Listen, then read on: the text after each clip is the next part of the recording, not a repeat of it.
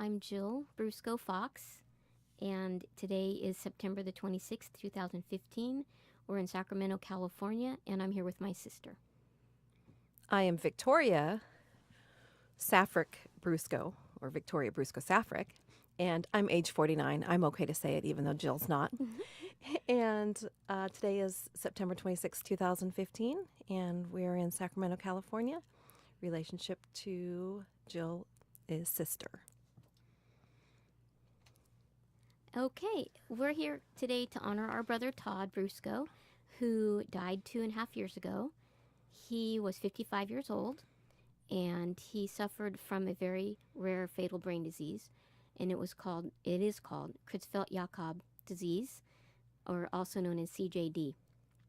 And we just wanted to talk about what a great guy he was and honor him in that way and share some of our fun times that we had together. So it's just a conversation about our brother, who was amazing. He was our big brother, and he loved being a big brother. He actually relished it, and he loved to torture us. We acted like we hated it, but we actually loved it because we got his attention. What were some of your fond memories of his tortures? The tortures. Oh gosh, there's so many. Mm-hmm. Where do you even start? All of the vacations we went on where he would hold us under the water and multiple times Yes. per day. I know for you, for sure, Jill, it was when he threw a nice big water balloon at you and you skidded down the driveway. Yes. The 20-pound water 20-pound water when balloon. I weighed about 40? Yes, that's true. I mean, there's just so many.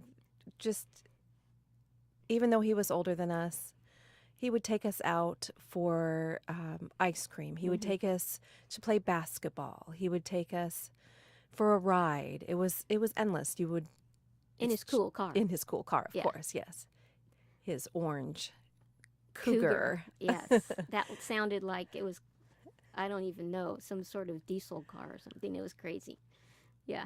But I think not many brothers, for sure, given any age, whether they're younger or older or, anything like that, would have treated their sisters like he treated us. Mm-hmm. That was what was so special about him. Right. For sure. Because he was like that with everybody, though. As he got older, you saw that in how he acted with his friends, and then with his wife, Linda, our sister-in-law, with his own kids. And then he was lucky enough to be able to see 2 grandchildren before he passed away. Avon, who is now going to be 5, and then Sienna, who is going to be 3.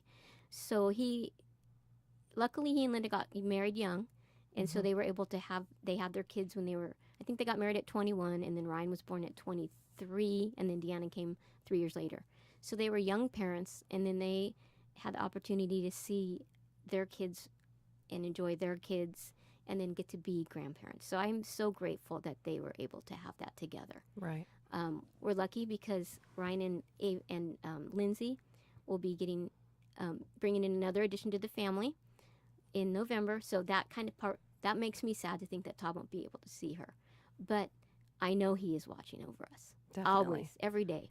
Definitely. And he lives on in everyone, for sure. He does. And I think I really treasure all the times that we had together, because we did a lot of family vacations together. Yeah, we were very fortunate to be able to do that, even as we were older. We always went on vacations as a family, and we were able to share so many wonderful times that a lot of families probably don't either want to do, but we did, or get to do. Right. And that's very special. Have been a huge influence on all 3 of us in what it means to be a family. And they've always been that model to us of what to do and how to be a family. And I think all 3 of us learned that very well, and we treasure those times together as a family. And I love that we have all those memories. Yeah, and we're still doing it. Oh yeah, and we have our folks' anniversary party. Their 60th wedding anniversary was in June, so we had a big shindig for them. And then we all got to go on a trip with the courtesy of our mom and dad, paying for our lodging, which was very generous of them, to this awesome lodge in Washington State. And we all got to hang out for 5 days over the 4th of July. Yeah. And even without Todd there, which is Sometimes it's hard It is hard, definitely. because you feel like there's a hole Yeah. sometimes. But There is a hole. Yeah, but we still have to celebrate Right. because that's what life is about. And that's what he would want. Be really mad at us Yeah. if we didn't do that. Yeah. He would want everyone to celebrate, and that's just the type of person he was. Mm-hmm. He would never want anyone to miss out on anything, Right. because definitely he didn't miss out on anything. No. And that was his outlook on life. He loved life. Live life big. Yeah. Go big. Right. And I did. And that's one thing. I don't think that the kids and Linda ever regret anything they didn't get to do, because, and I think for us too, we don't regret what we didn't get to do because we did get to do a lot together as Right. a family. And so we have so many great memories. We do But have good I memories. think the hard part for me is the things we don't get to do together. Growing old Right. together. Right. And I remember when we came home from the hospital after the diagnosis, and we were talking. I'm like, I'm so mad because we're supposed to all be grumpy old people together. Our kids are going to grow up, and then we can go to the wine country and have our, wine tasting outings. And, that's the part to me that I'm bummed out so much about, that part that we're not all going to be together throughout the rest of our growing old. Right. And but the only thing about that is, Jill, you and I will definitely be grumpy, but Todd would never be grumpy. That's true. Yeah, he would have been like, he would still be happy no matter what. He was the happiest guy on the planet. That's the irony. To me, also the irony that his nickname was Lucky, and he ends up with the disease that 1 in a million people get a year. I just, Right. it still boggles my mind. It's a 1 in a Truly. million disease for a 1 in a million person. Yeah, that is so And true. it's so funny that there's so many stories that nobody knew. Mm-hmm. I mean, he was just such a person that gave and gave, and he didn't want people to know he did anything Mhm. like that, or that he did things for people. But it sure came forward when we had his service, and Oh, yes. everyone, was telling all of their, oh, Todd did this for me, Mm-hmm. Oh, he brought a and he fishing pole never- for my daughter. Right, he bought a fishing pole for my son. Yeah, our son, yeah. Mm-hmm. He loved fishing so much. Yeah. That was one of his great So loves he, of life, for sure, besides his wife, of course. Linda, we're talking about you. But yeah, I mean, he did things in a just unselfish way. Very. If That's a really good way of there's putting it. one word that you can describe him, it would be unselfish. that is true. He gave of himself without any regrets or any hesitation. And he never wanted anybody to know. Mm-hmm. No recognition needed. Right, exactly. Exactly. That is true. That is true. What do you miss most about him? Well, it's hard for me seeing him on a daily basis. Gosh, there's so many things, but I think his giggle. Yeah. He had the giggle that ended up starting in his eyes to his smile to his laugh. Mm-hmm. His eyes would go up a little bit. He'd get that little half, smile, and then he'd just giggle. Mm-hmm. And that it was awesome. Yeah. I think you were so lucky to get to work with him every day. I really was. And for me, it wasn't an option since I lived right. Well, of 100 course. miles away. Not everything And I works was out like that. sometimes was jealous. I'm like, gosh, I don't have that same kind of connection with Todd because you guys are there every day together. And I feel like sometimes I missed out on that. Even though that wasn't my calling, so to speak, I always thought, geez, they're so lucky they're together every day. Yeah, but that's not very many people really get to work with, their brother or Right. so I'm not saying it doesn't happen. Obviously it does, but I don't think it's as common as, Yeah. you I would just think you're really fortunate. You guys are very fortunate to have. Definitely. And you did get along so well. Mm-hmm. Some people do work together, but that doesn't mean it's pretty. No. You guys knew how to do it right. And again, that's all because of Todd and who he was and what an awesome person he was, Yeah. for sure. What do you miss about him the most? I do miss his laugh. And I actually will go on YouTube to this day and watch the fishing videos that are up on YouTube.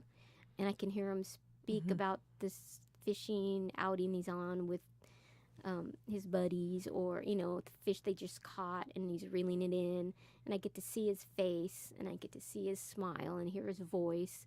Here's a big one.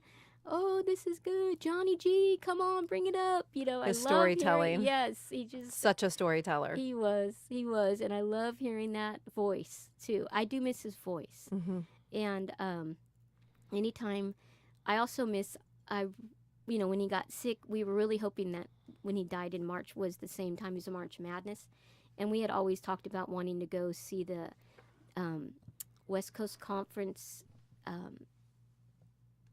basketball tournament in Las Vegas that happens every year with St. Mary's and Gonzaga and Santa Clara. Okay. And so we had talked about in December maybe being able to go in March to the Vegas tournament, but then he realized he was going to have a conference that he was speaking at. He thought, so he wasn't, we were like, I said, okay, well, let's make it for next March for sure. Right. Don't book anything then. He's like, okay, for sure, we'll do it the following March. So that saddens me that we weren't able to. But I remember when he was sick was right when the tournament was happening, and so we sat when he was still pretty cognizant, and we watched some of the games on TV, and it's just still, to me, really hard to believe. It is, definitely. It still feels very surreal. Yeah. It's still heartbreaking. It's 2.5 years, though, and it seems still, like yesterday. Yeah. I mean, still I very cry. pissed off. Yeah. I do cry sometimes just thinking about him. Does he come to you in your dreams? Yes. Same here. And, we've talked about it before, Linda and myself and Deanna, and everyone dreams differently. And my dreams that I have, he's always alive. It's always fun. Yeah, that's great. My dreams, So, he's yeah. always telling me that he's okay. He feels good and he feels better, which is comforting. And That is comforting. I feel comforted And I know he knowing does that. feel better. Oh, yeah.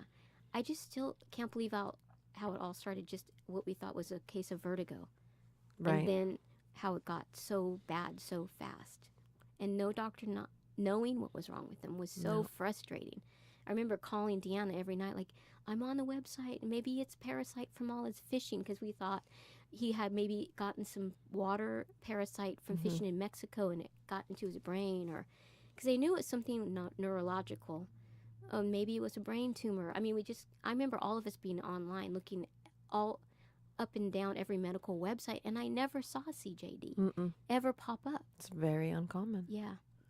And by the time we found out to know that he was going to die, I mean, they told us it was going to be a month at the most. They said 21 days. Yeah, 21 days. And that days. is exactly what it was Right. 21 days. It's just, my heart breaks most for Mom and Dad, I think. Well, of course. And just, I think everyone feels different. Everyone grieves in a different way. Everyone grieves for a different reason. So, you grieve as a parent. You grieve as a wife. You grieve as a sibling. As a daughter or son. So I think, but it, of course, like you said, Mom and Dad, I mean, they've known him the longest. right. They raised him. That was their son, their baby. Yeah. So, of course. Their firstborn. Yeah. And the fact that Dad and he worked together for 30 years Right. every day. Which, again, was a blessing. Yeah. And that's, And again, they did have spend a all lot that of time together. I think, I really thought Dad was going to die from a broken heart at one point. Oh, I did too. I was scared we were going to lose him too. Yeah. In the process. But what I would say is we're resilient. We've been through a lot as a family on a lot of occasions. That's for sure. But, we do the walk every year. We've had the golf tournament to raise money for UCSF.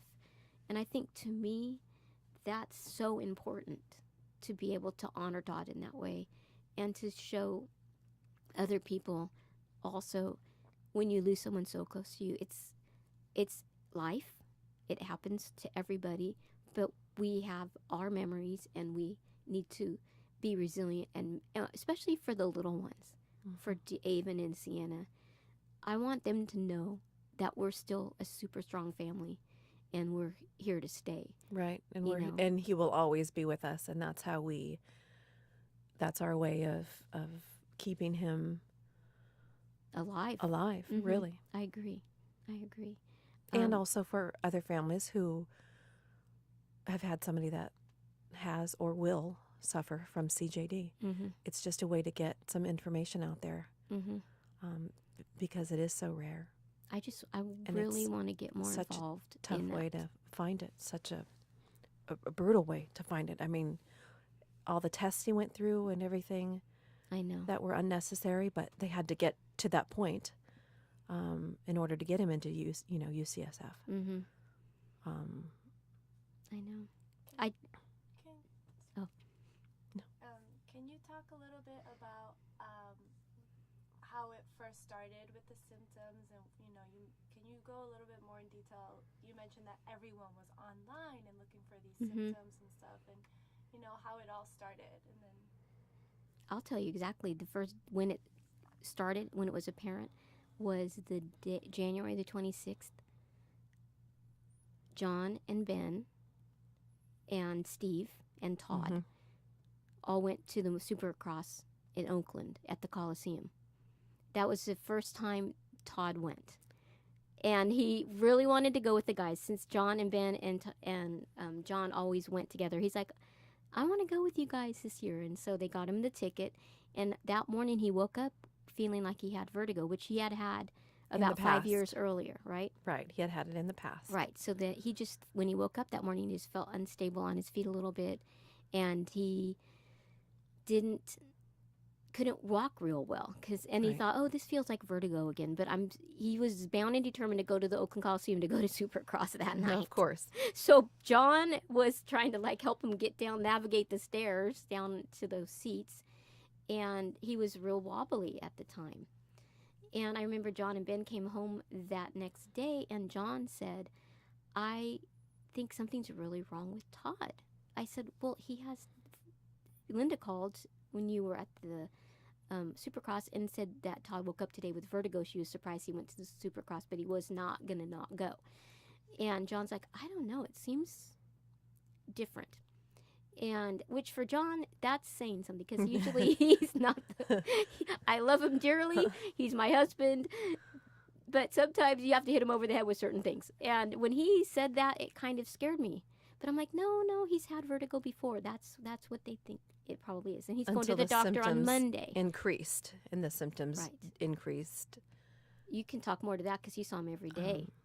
Yeah, I mean, it was just, wow, his whole being was different. His eyes looked different. Mm-hmm. His speech, his memory, he was having insomnia. Very bad insomnia. Very badly.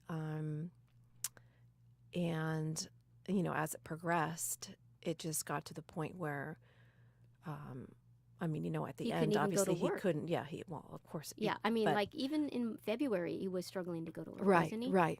And, and then obviously at the end, he was bedridden. So, Yeah. But didn't the they go to all, symptoms- they kept going Well, to all that's right. these doctor's appointments That's to right. see if it was a brain tumor. They took blood and sent it to the Mayo Clinic. They just couldn't, they were so perplexed. They couldn't figure out what the heck was wrong with him. right. And then he got so bad that's when Catherine, their friend, said, you have got to get him to UCSF. They have an amazing neurological unit there. They wouldn't take him at first, so they just went straight to the ER, and they had to see him there.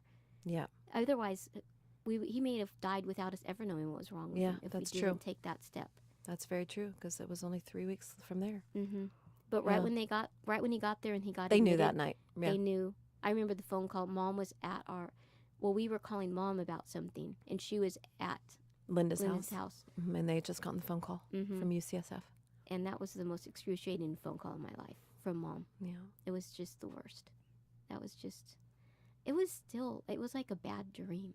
Truly. It is a bad dream. Yeah. It really is. But I think I'm so glad we're doing things that get the word out on Facebook with the hunt, the walk. Hunt for the Cure. Yeah, Hunt for the Cure. CJD. And also the golf tournament. I mean, I couldn't believe how many people came out for that golf tournament. We had 100 participants. Those fellows, the two people from the dental, the company that sells the dental equipment, came all the way from New York Yes, to that is correct. to the golf tournament. Right. And I thought when I talked to them at the golf tournament that they were there on business, and it just happened to coincide with the date of the golf tournament, and they said no, we just flew out for this golf tournament for Todd. Right. We love Todd, and I was blown away by that. Well, I mean, his service alone, there was 750 people Yeah, plus. So that that was kind of, Insane. you know, if I had 7 people, it would be, you know. And half of them would be family. at Yeah, least. exactly, right? So, I no, know. I And mean, when that's Matt really, Patterson came out that's for really the funeral, saying something. Matt Patterson, his Mhm. friend from high school, came out from Chicago for the funeral. It was just, you just realize the reach he had on people's That's lives. good. That's the perfect thing to say. Don't you The think? reach that he Yeah. had on people's lives. Yeah, and he was such a great dad. Mhm. He loved his kids desperately and did everything for them. Oh, definitely. Coached their teams and, taught them how to drive. I mean, everything that you want from a dad was how Todd was as a dad, Definitely. I think. And I think I see that in Ryan, for sure, with his, being a dad and he wants to emulate Todd. Who wouldn't? And Deanna too. I love that. They're both very family oriented, just like Todd was. It's great. And they both have his personality. Mm-hmm. Yeah, I know. It's fun. It's fun to see them growing up and being parents themselves. Yeah. So, I don't know. It's just still sometimes hard to believe we're not going to see him at the next family event. Right. But I was trying to think of something else I wanted to talk about. I know we wanted to do more for we started the Lucky's Charm Foundation, so hopefully we can grow that more over the years and raise some more money. And I just want to make it so that we can get to a place where we're able to help get the word out and to help the awareness to raise the money and get money from Congress for this research. Because I really hope to God in 20 years no family has to go through what families go through when they have somebody diagnosed with CJD. It's like a living nightmare. It's so debilitating that it's just so hard to watch that person go through that. It is. I think the one peace of mind I had was when the doctor said he will never be in any pain. Right. And he won't remember. I think the thing is, I kept saying, is he going to know? Is he going to remember this? Is he going to, know what's happening to him? Mm-hmm. I think because the brain is deteriorating so fast from the prions that are misformed that he didn't even know he was that sick by the time they finally realized what was wrong with him. And that is a blessing, I think, for that. If there's one blessing to the disease, it's that you don't feel any pain and that you really are unaware of what is happening to you, even though your family is seeing it, every day. And I admire Linda so much for having, because when he got diagnosed, they released him from the hospital the next day because there was nothing for them to do for him. And, Linda could easily had him go somewhere, but she insisted on bringing him home. We had the hospital bed in the house the next, that day, and that was where he stayed for the next 3 weeks to die. Well, and listening to music. Listening to Leonard Skinner and Jimmy Buffett, his favorite singer, and watching Jaws, his favorite movie. And we tried to make it peaceful for him. And I remember Chloe made a joke book for him about fishing jokes. And it was very funny. And that was right when he came home. So he still kind of came in and out of cognition. And so I remember her telling him these jokes and waiting for him to do a punchline. And he came up with some good ones. And I was like, oh, wow, this is amazing, And she just loved that. She loved having that memory with her Uncle Todd. And it was precious. And I'll never forget that. But I know as it got worse, I just decided not to have the kids come and see him anymore. Because I did not want that to be their last memory of Uncle Todd, Big Uncle Todd. And I just couldn't bear that. I just couldn't bear that. But they have great memories. I know Brooke misses Uncle Todd. Every day she talks about him, which is so funny. It is. I mean, she was 5. Yeah. and I she know. still talks about him. But we do things like on his birthday, we let balloons go. Mm-hmm. I want her to remember him. Absolutely. We have pictures of him, at the house. Absolutely. I think at that point we were trying to protect Mm-hmm. everyone as much as we could. And now it's just about trying to remember him in such a Mhm. special way. Mm-hmm. And like you said, just do great things Absolutely. for him. And we all have our own ways of And doing we all, that. right, we all have our own ways of doing that. And I love that about our family. I think it's amazing. We're very lucky to have what we have in so many ways. Right. Truly. I agree. And I just feel blessed. As hard as it was and as heartbreaking as it was, I know we're still blessed to have the family we have. Well, I think a lot of families could, at a time like that, could really kind of Shut down? and just, yeah, that's a good word, just shut down and just kind of put each other to the side, Mhm. But with all of us, it was always checking on, making sure everyone was okay. Mhm. And, there was always that need to, like you said, check on mom and dad and Linda and Deanna and Ryan and, Mhm. everybody else in the family. Right. And that really shows you how strong Mm-hmm. and loving Right.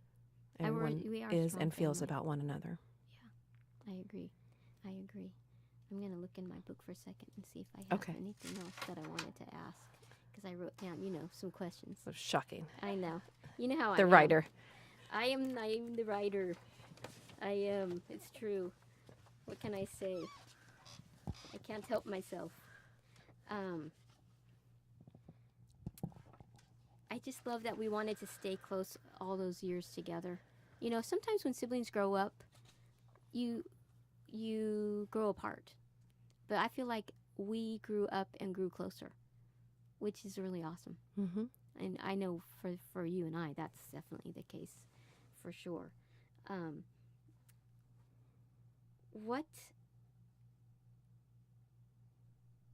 What has helped you with your own grief, do you think? That's a tough one.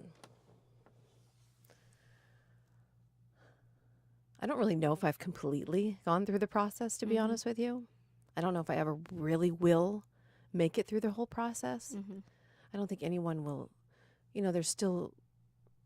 Everyone still grieves. Absolutely. I We see think it at it's every just- family event still. Right. I think. Yeah. Mhm. And I think it's just about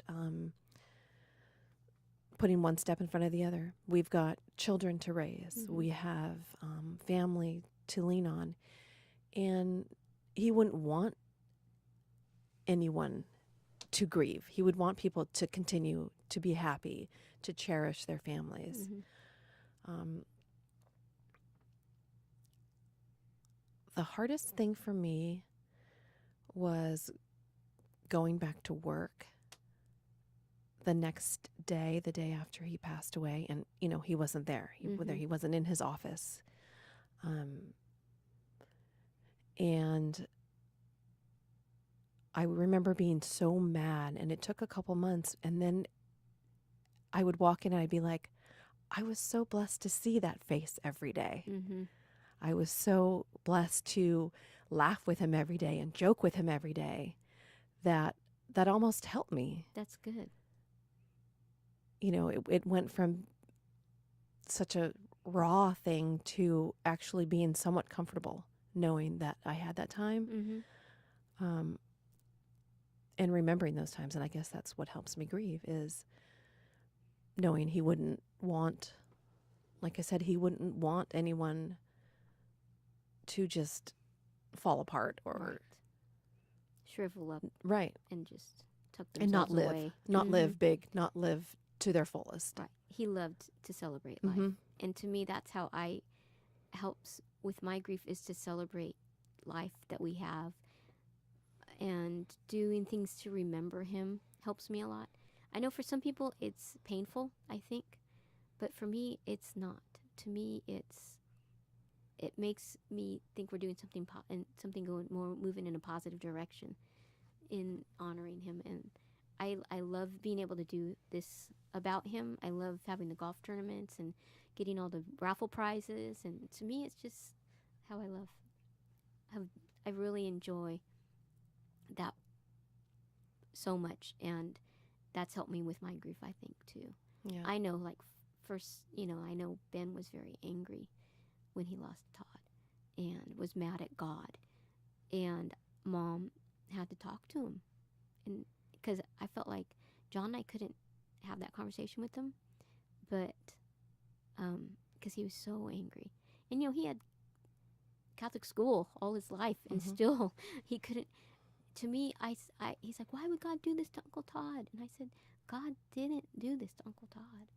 But it's easy to blame somebody. It is, and I don't blame him. I was mad at God too. I'm not gonna lie, I was, but I also knew that's who I needed to lean on also during that time, and not blame him, but seek out God to help me through this. I mean, life just happens. I don't think God's up there saying, "Oh, I think I'll give Todd Brusco CJD today." I just don't get. That's not how I like my. I'm not going to view God that way. But if anybody should be mad, it was Mom and Dad, and their faith kept them going.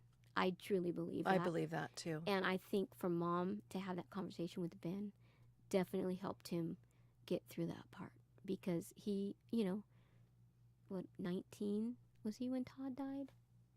Just barely. 18. And that's a tough time anyway in a kid's life. And to have somebody like that you adore die that way. He was angry. He was angry. Oh, but I'm still angry. It's just what you do with that. It's just what you do with it. It's funny because when you told me we were going to do this today, I thought, we're going to dredge all this back up. We're going to talk about this, and I'm going to feel the feelings all over again, and I'm going to be pissed off again. But it's come down to it actually feels good. Excellent. And I'm shocked. I'm so glad I forced you to do this. I am too. I knew I could. Thank you very much. You're welcome. I'm glad. And I think for some people, like you said, it's hard because it's still too raw. It is, yeah. I think so too. What's your favorite, or what surprised you most about Todd? Oh boy, how do I choose that? There's so many things.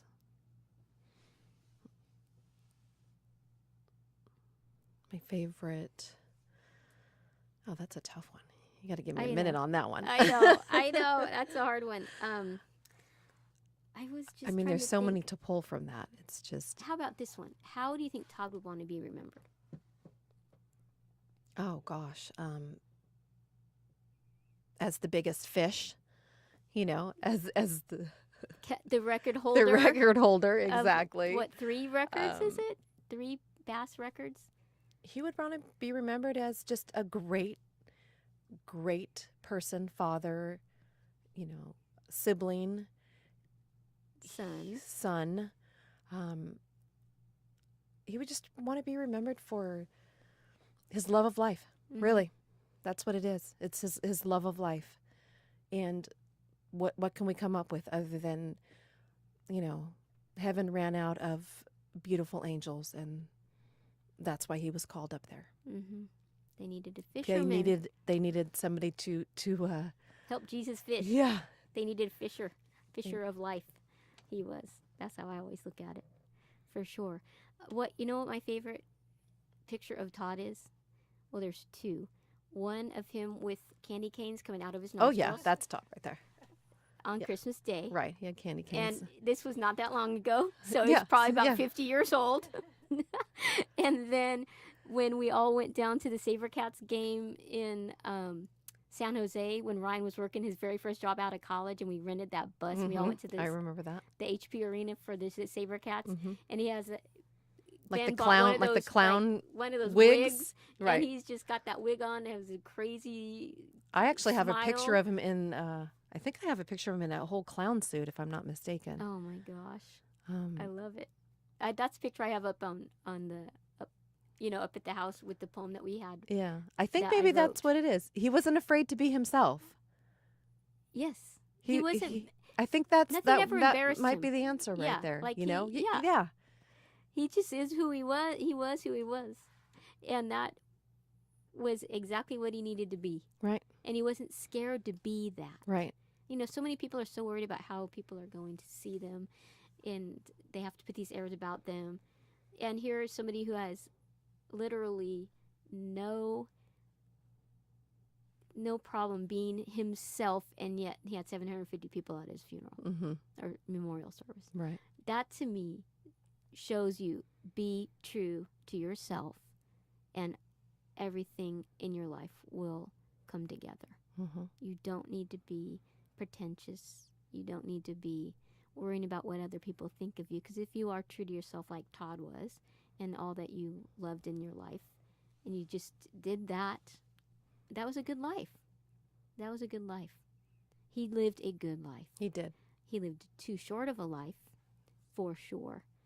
And like I said, I will miss growing old with him, and all of our, shenanigans can't continue. But we have lots of shenanigans to look back on and love and appreciate. And that is what I call lucky. Truly. Yeah. Yeah. That's a good way to end it. Yeah. Lucky. And that we were all very lucky to be a part of his life. Yeah. And he is loved dearly, absolutely dearly, Every day. every day. Mm-hmm. Thank you for listening. Thank you, Victoria, for coming with me.